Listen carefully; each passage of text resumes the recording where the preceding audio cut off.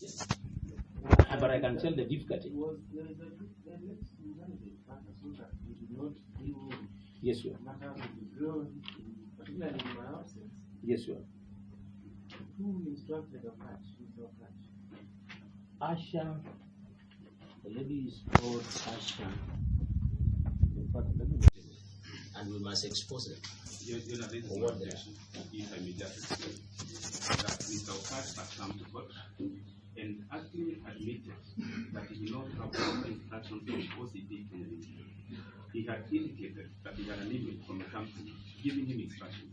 Then when he comes to court, he discloses, he admitted once again that there was no email sent to him.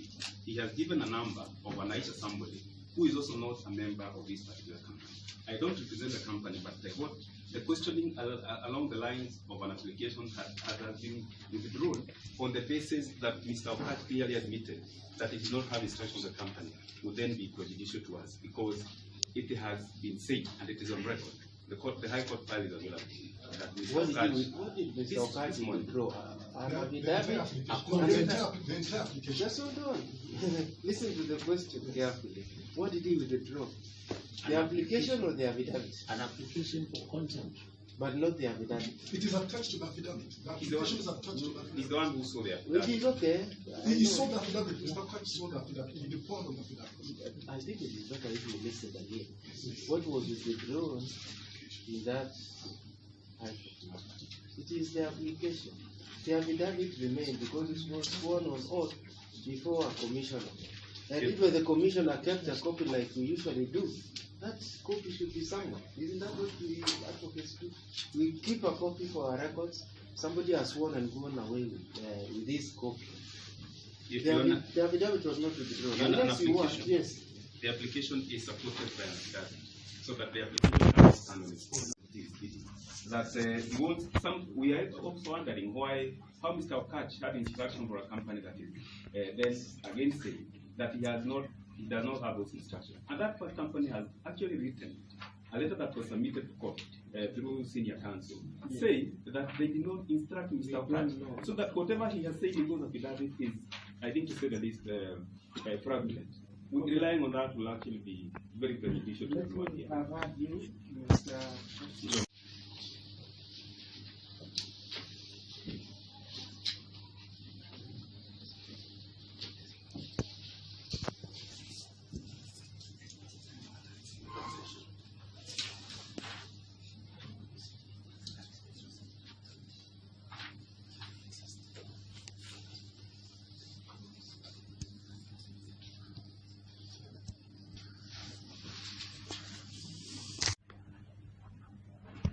I find that the questions I've asked is that what was actually withdrawn was the application. The affidavit speaks was sworn for a commissioner and the staff was still later. Was not, it is not what was withdrawn. What was withdrawn is the application. The witness therefore continued to the example of the first application. The DPP is now seeking to reopen arguments on the application by the seventh accused person dated 27th of November 2015 and filed in court on the 28th of November 2018 regarding resampling and the retesting. This honorable court made the orders that fresh samples be taken and be retested after according parties full opportunity to be heard on that application. No longer recollect that application was supported by an affidavit, annexures. There was indeed a supplementary affidavit to which we annexed photographs of the go downs at the seal. Sealed by KRA. We went into all that before this court made the order.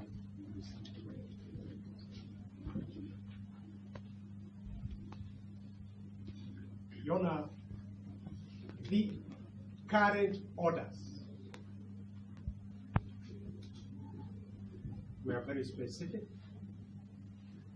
And there were, these are the orders that this honorable court made on the 15th of January. The current. The current orders, the Honor, were made on the 4th of February and modified the earlier orders of 15th of January in terms of setting the times and saying that the independent laboratory needed to be there when the samples were being taken.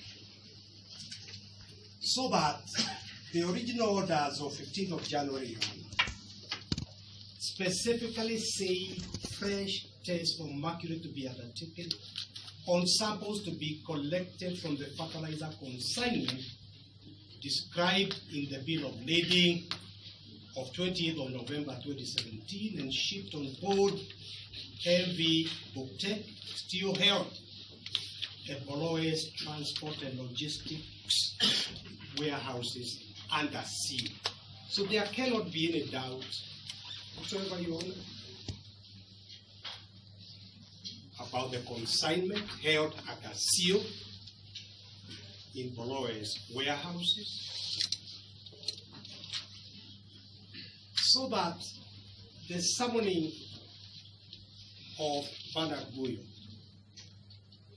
was for him to show cause why he should not be punished for disobeying those orders. The line of arguments and submissions and cross-examination by my friend Moteti is geared towards reopening the application, which was fully argued, fully heard by this court when the court made the orders. And bear in mind, Your Honor, that when we appeared before this honorable court, when the court made order for Mr. Nguyo to be present in court today, Your Honor,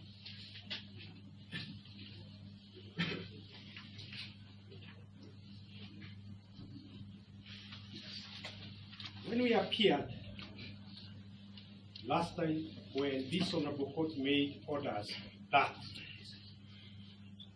Mr. Nguyo should appear, this honorable court will recollect that the DPP produced a letter written by Father Nguyo annexing a document headed Chemical Facts About Fertilizer, signed by Joyfrey Morella, who says he's head of Department of Testing. I invite this court to take just 1 minute to look at that document again.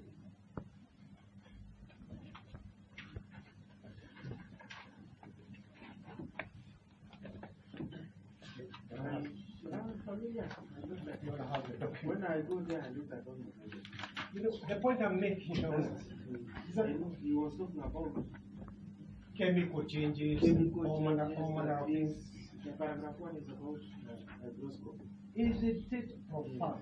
Meaning that there's a product somewhere that is hydroscopic. Precisely. Deeply accessible. Precisely. Yes. Precisely. But now, what I would prefer is let Mr. Muite take his life, but not reopen. Not We reopen. cannot reopen. Exactly. It cannot happen. We have gone so far. We have the MD here. Kamiti prison. You take himself there and say, I want to come in. That is what is being indicated by his conduct. Letters here. You I think all those factors can be brought beautiful examination. To make it shorter, Yes, Your Honor. Mr. Muite, don't go. I'm not reopening any Don't go application. and reopen. In fact, my learned senior has ended it so well. He has talked about conduct, and that is what I'm going to, so that we deal with the question of conduct and what are we dealing with. So, Let us go. yes, to the question of the order. The identity. Yes, Your Honor. Was Okay, consignment. that was not the issue. So the most obliged to. But raise any objections, we Yes. should be careful to listen. So we not reopen. Thank you, Your Honor. So the application before the High Court, do you confirm, was for you to be cited for contempt? Yes, Your Honor. For contempt of court. And do you confirm to this court that you've never been served with any order of court? Yes, Your Honor. How did you learn about the order of court? I learned through a letter that was brought to my attention from Senior Counsel Muite and advocates. Informing you that there was such an order. Yes, Your Honor. The affidavit I was referring you to, I want you to look at Annex D02, which is attached. The consignment is said to be where? Consignment is said to be held at a go down of one Malika Kirama. Go down of one Malika Kirama. The seventh respondent in the above captioned case. The seventh respondent. You know, that is particularly important for us. Malika Kirama, the seventh respondent.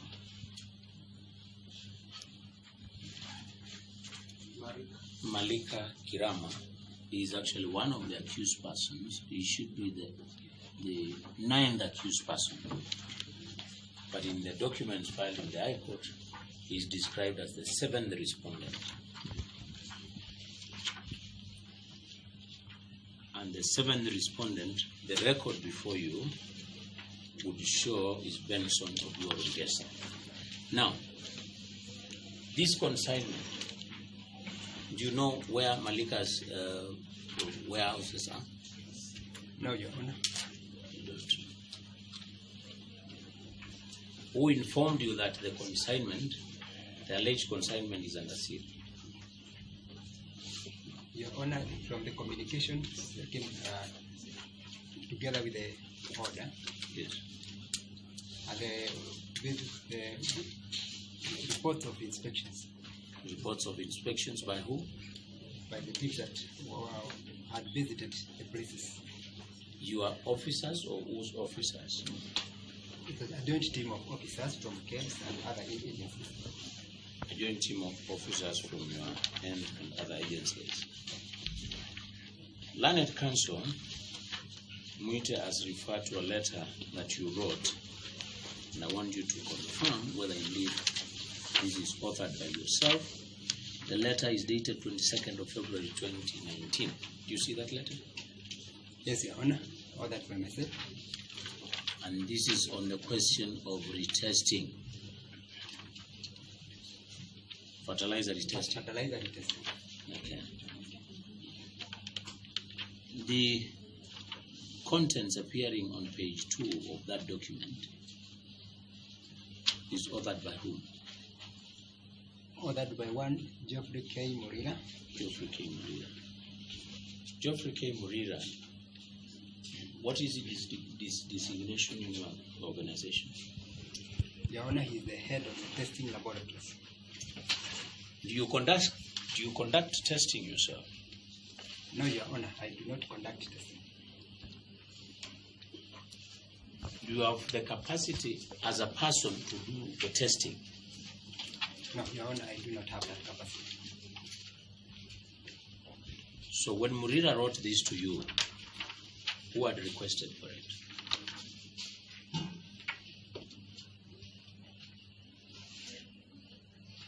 I had requested for a report.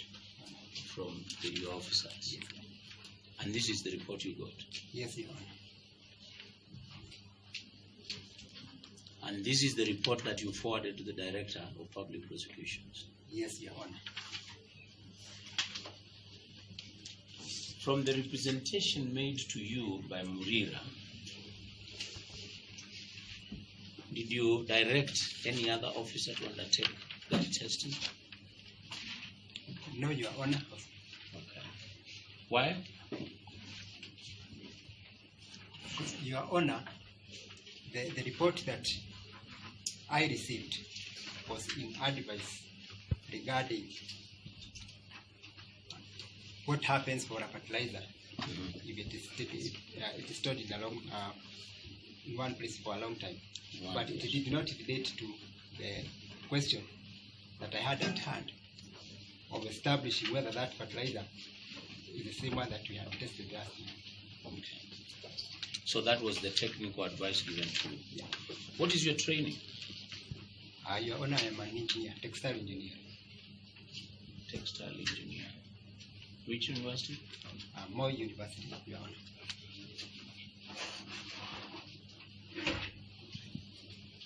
Have you at any one time engaged in the business of testing of any matter that has been subjected to Kebs for testing?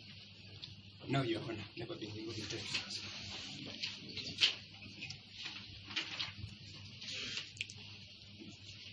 So, Mr. Nguyo, you have been informed there is an order directed to yourself. Are you able, despite the fact that you say it was not served, as a person, are you able to undertake what is required of you in that order? No, Your Honor, I'm not in a position to be able to undertake that. Who would be the proper officer? Who would be the proper officer to do so? The order that is required of us to do, we have a team of people, inspectors, that are trained to do that work. Yes. It may require also parties outside the Kebs for us to do that. Yes. But I would not have to do it. I would not be the one to do it personally. Now, just as I end, were you aware that you were required personally to be present in court yesterday? I was not subdued. I was not to appear in court yesterday. Okay. But I was aware. I was aware. You were aware. Is that the reason why you sent your lawyer? Yes, Your Honor. Would you, if you had the capacity to execute what the order requires, would you be able to do it? If you had the capacity yourself, would you do it? Yes, I will, Your Honor. Finally, have you ever disobeyed any court order? No, Your Honor. Would you be bent on disobeying any? No, Your Honor. That's the one. Through sampling and retesting. Your Honor, the reason why we failed because it was not possible for us to do so. One, the order given was for a retesting of a sample of fertilizer described by a BL number imported in 2017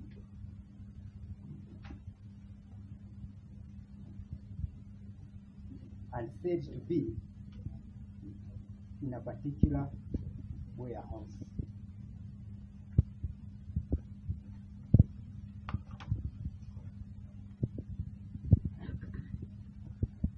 As the acting MD of Kebs, you are responsible for all the operations of Kebs.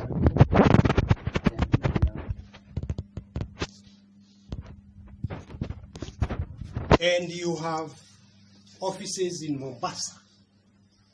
Yes, Your Honor.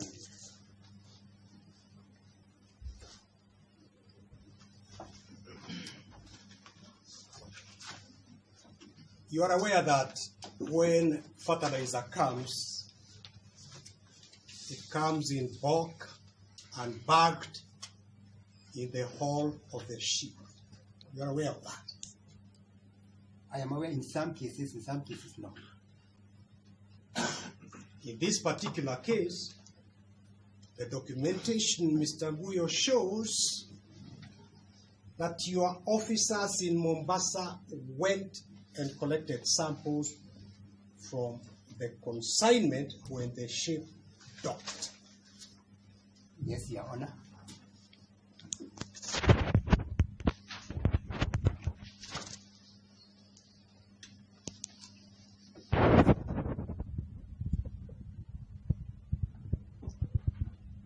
Are they only allowed, your officers only allowed the ship to be offloaded and for the fertilizer to be bagged after the officers had taken the sample? Yes, Your Honor.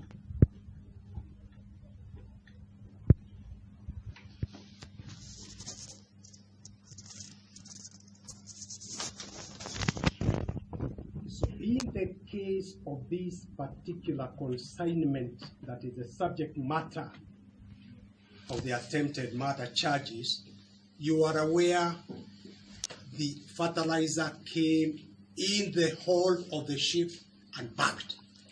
I am aware, Your Honor.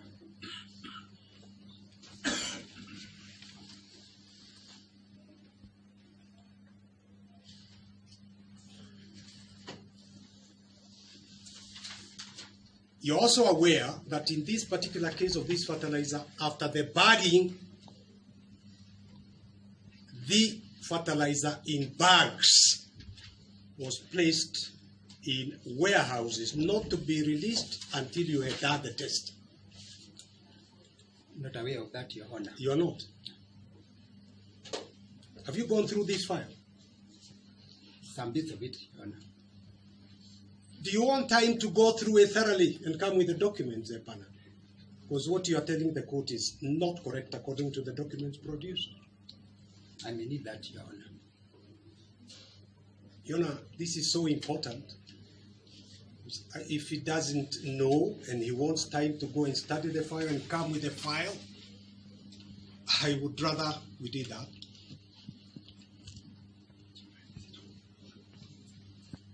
You can go and study that file today and come with it tomorrow. Do you want that? I may not be there tomorrow, Your Honor. It is just some time.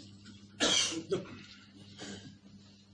do you recognize this document? This, you can see this is... We kindly, my line senior should be kind enough just to show us what he's referring the witness to.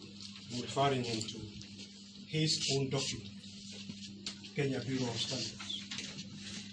You know, I would also be opposing any application to broaden this matter to deal with matters that were not the main reason why the witness came. What is the main reason? You know, the main reason why the witness came is to explain why the orders have not been obeyed.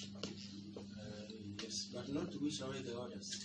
Not to wish away the orders, Your Honor, but That is from very what critical. I gather from my learned friend, he seems to be saying that there are matters that the witness does not know about. He's saying he doesn't, he's not aware. You know, if the witness is not aware of those matters, then they have absolutely no bearing on the questions that are being put to him today, because he can only be in disobedience with regards to matters that he is aware of. Anything that he does not know has absolutely no bearing on his alleged failure to comply. You're not But, just so that we do not argue and drag, you may get Mr. Nguyo will get. He usually sits at his desk and oversees the operation of Kebs. If he oversees the operation of Kebs, he should know about the documents the Kebs issues. And secondly, there was some questions led by Mr. Muite on the whereabouts of the consignment. Therefore, that line of questioning is critical. Whether we are looking at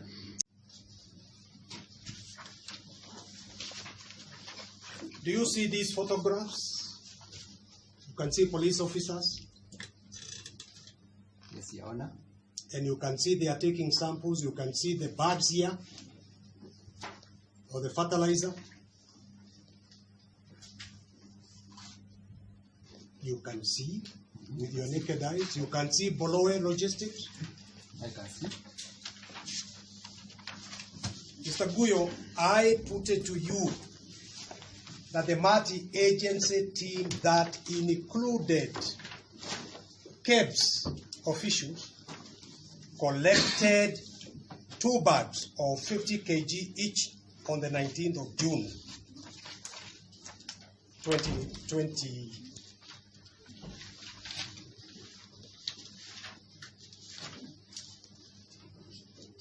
2018. Your Honor, the case is put it to me, but as I said, I am not aware. You are not aware, in spite of being reminded by your own document here? What I would need to know is to verify that document.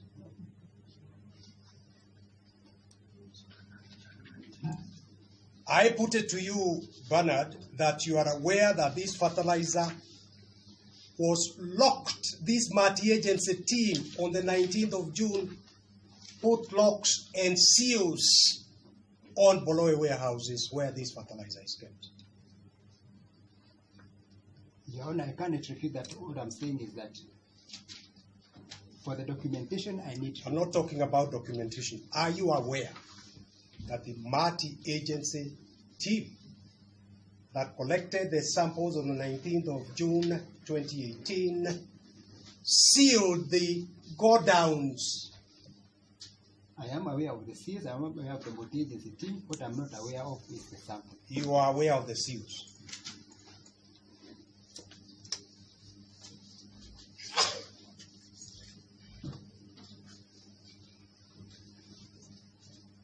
You are not aware of The sample.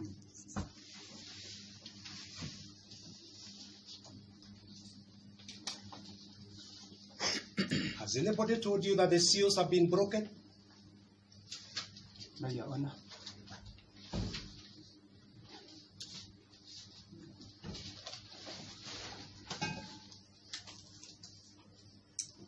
Mr. Nguyo, as a reasonable, competent, acting managing director, have you asked your officers in Mombasa to go to Bolowe warehouses to inspect whether the seals have been broken? Your Honor, that information I have, the seals have not been broken. The seals are still intact.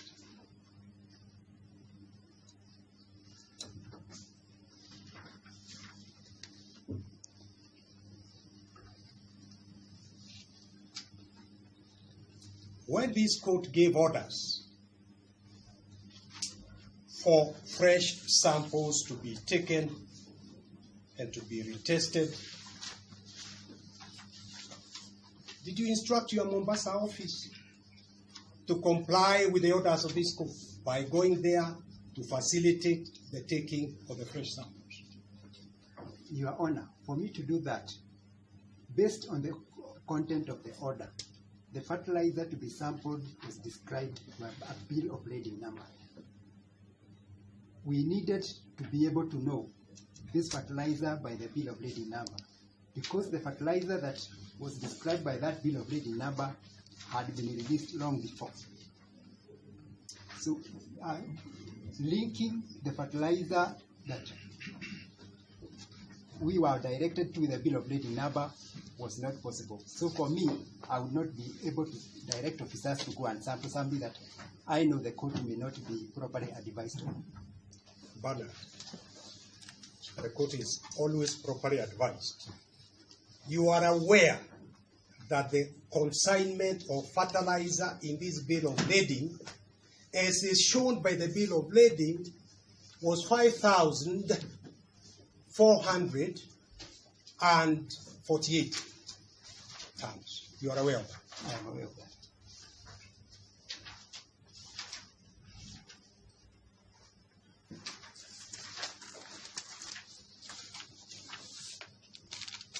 You are also aware that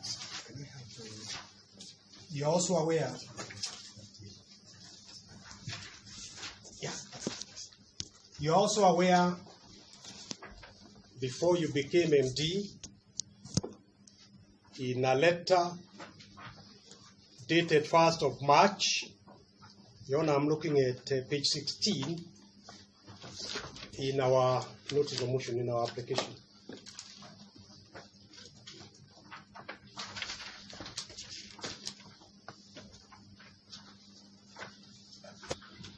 I'm looking at page 16 in our notice of motion. You can see this is a letter from Kebs. Correct? And it is addressed to OCP Kenya. And it says lifting of Kebs seal OCP compound fertilizer, entry number 6784061. Correct? Yes, Your Honor. And it says this is in reference to a letter of such and such, following resampling of the fertilizer on the 15th of February and subsequent testing against requirement of blah, blah, blah, the levels of nitrogen and sulfur were found to be 16 and 6.8, while pH was 7.5 as per the attached test results certificate for the sample. In view of the above findings, the release under seal is hereby lifted and are therefore free to utilize the fertilizer. Now, Bernard, assist this court.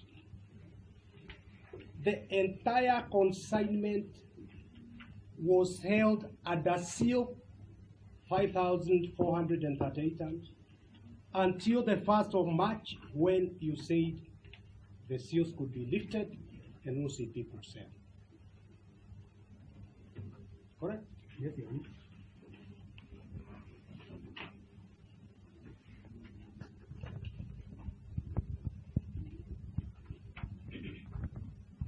And between the 1st of March and 19th of June, OCP, relying on this letter, sold 2,000 tons of fertilizer, leaving a balance of 3,400 and something, just under 3,500 tons, just under 3,500 tons, which was then locked again on the 19th of June and seals put again on the 19th of June, when Kebs said there was mercury in this fertilizer. Your Honor, the difficulty I have with that is that this letter being quoted does not give us one, the location of the fertilizer that is being spoken of, whether the fertilizer that is subject to this retest order is the same one that we have released. Can you help the court by saying why you continue to hold this fertilizer under seal? If it is a different consignment, why are you holding it under seal? Your Honor, the seals referenced in this letter are not the same. Listen to my question. You just confirmed to the court that you know the seals have not been broken, correct? But not the same seals, Your Honor. I do believe the court deserves to know the facts. Just listen to my question. Yes, this is to answer my questions, Your Honor. Not to put words in his mouth. No, no. Witness is Thank you. Yes.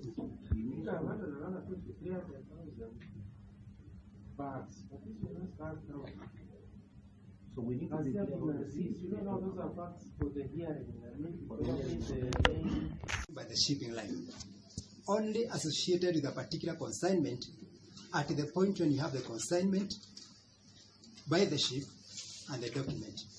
Once the items leave the port of entry beyond the customs area, that particular bill of lading may not be essential now in identifying the goods. You get other identifiers. And what we are saying is that now when the order is given for us to test a consignment identified by a bill of lading, we would only be able to associate that order to a consignment if it were to be implemented at the port of entry, where you have a vessel and you have the commodity. Now, Bernard, can you listen to my question?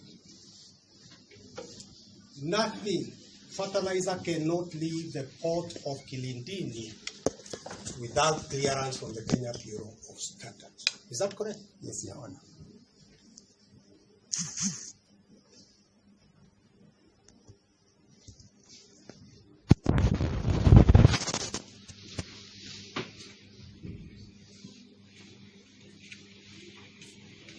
The order of this code, the orders of this code, was for you to retest fertilizer that came in under a particular bill of lading held at particular godowns. Is that correct? That was the order, and that is what Your Honor. Listen, just listen to my question, please. Is that correct? Yes or no? That is the order, the wording of the order, and it's correct. Do you have a second bill of lading by OCP Kenya showing that they brought additional fertilizer apart from the fertilizer, the subject of this bill of lading? Not now, Your Honor.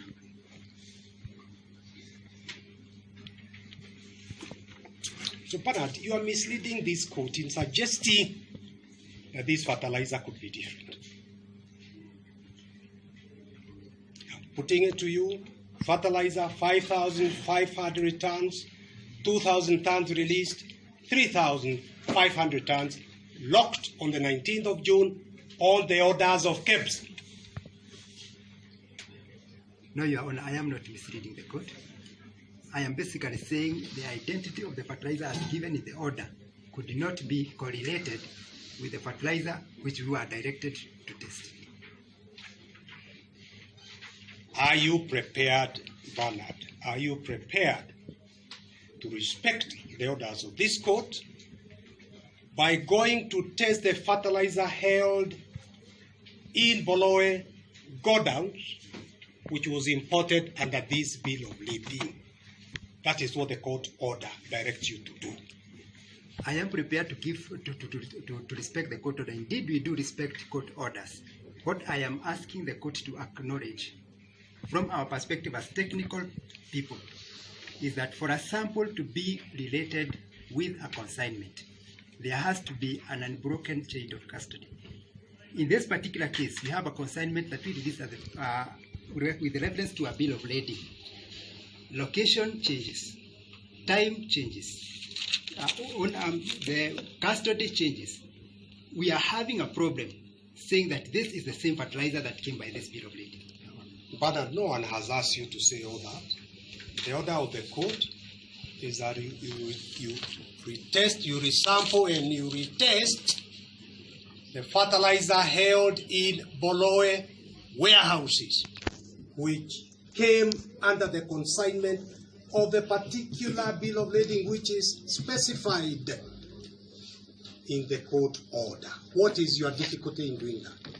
Associating the bill of lading with the fertilizer in the court. Associate the order of the court. The order of the court says this is a bill of lading. The fertilizer is held in Boloe warehouses. What is the difficulty in testing that fertilizer in compliance with the court orders? The other matters trying to create stories that you can do during the hearing. Right now, you obey the court orders. Bill of lading is there. The warehouses are there. You obey those court orders. Are you prepared to obey those court orders? Your Honor, we are prepared to obey all orders that are given to us by court. However, the interpretation of the outcome of our action is something that the court should also take cognizance of. Why? Why? Because the way the order is communicated is that this is the same fertilizer which we released by this bill of lading.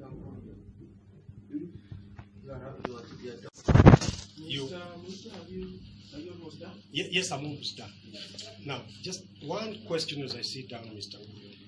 You know, the retesting here is about mercury, not anything else. Correct? Yes, Your Honor. And from your staff in Kebs, you know that mercury is a heavy metal. Correct? Yes, Your Honor.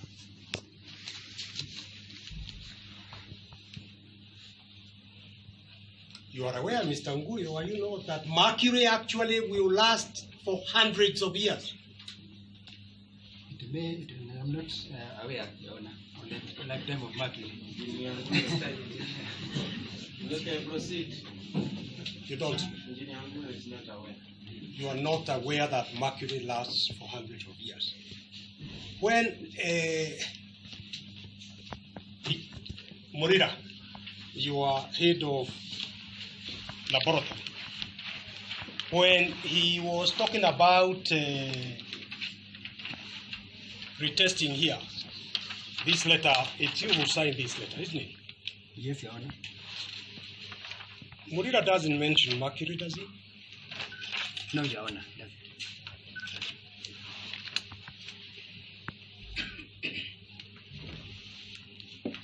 Have you asked him how long mercury would last without being diluted by weather elements, being dissipated? Have you asked him? No, Your Honor, I haven't.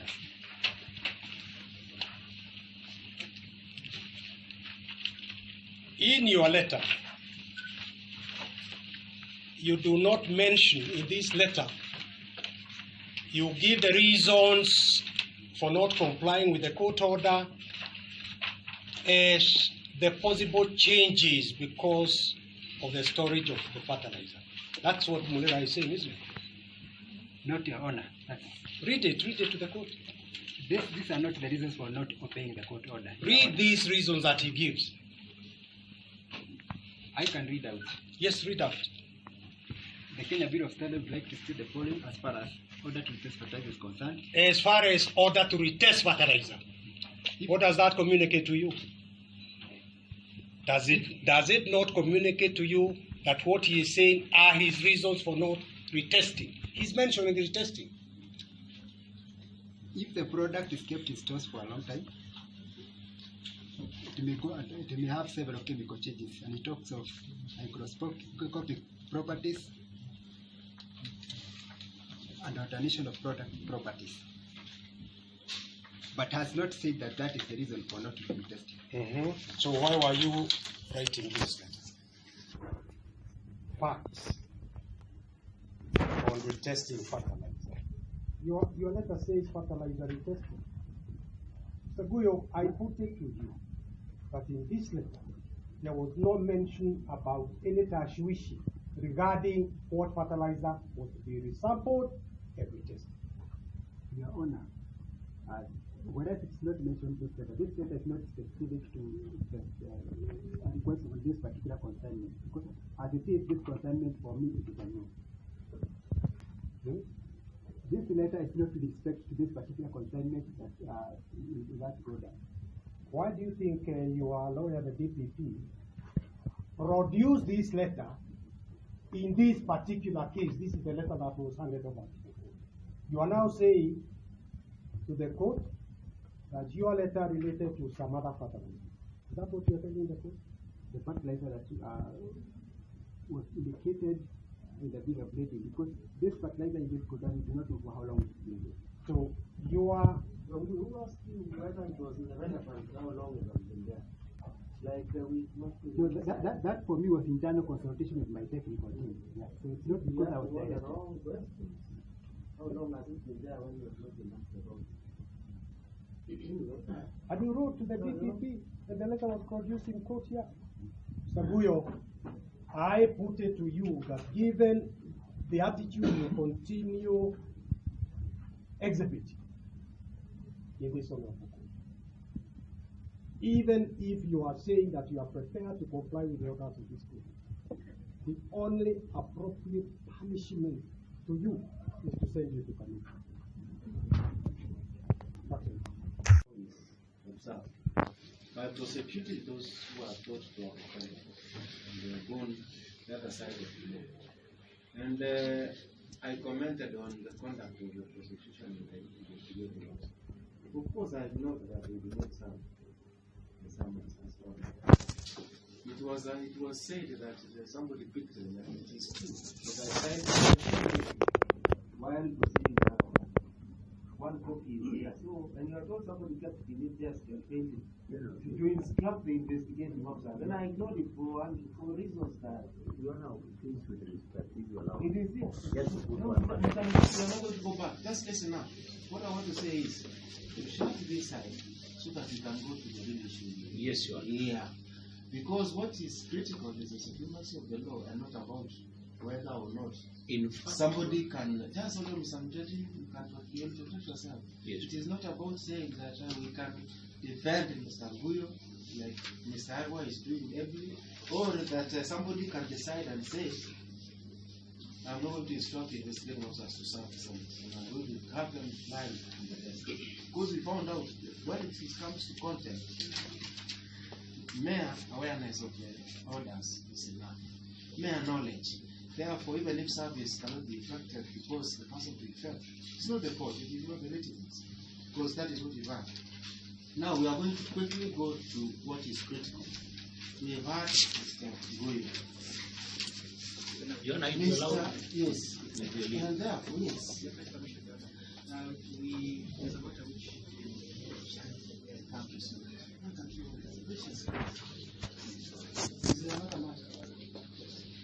This is a case where certain also people, including companies, are charged. Why can't you just wait, please? Yes? I will give you it. Thank you so much for interrupting us. Now, Your Honor, I was pleading